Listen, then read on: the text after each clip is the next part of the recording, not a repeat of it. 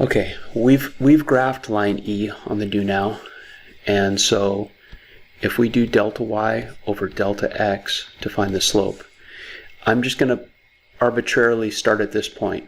I don't need to, I could start at this point. By the way, I could start at this point if I want. Any 2 points that are easily identifiable.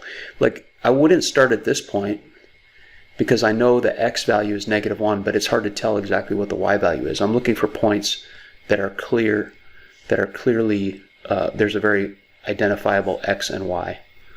So the 2 points we started with will be good. If I start at this point and I go to this point, my change in y is up 2, so +2. My change in x is 3 to the right, so +3. So my slope is 2/3. You shouldn't divide that. You shouldn't do 0.6 repeating. This, the simplified fraction form, even if it's an improper fraction, is very much preferable when you're doing slope, because that tells you you're really thinking of it more as a ratio. How is the vertical change? How much is the vertical position changing compared to the horizontal position? And so it's best to leave it in fraction form, even if it's improper fraction.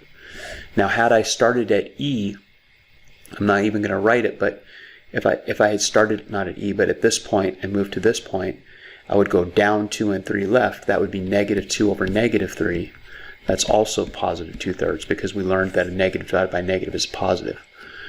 And so you get the same slope either way.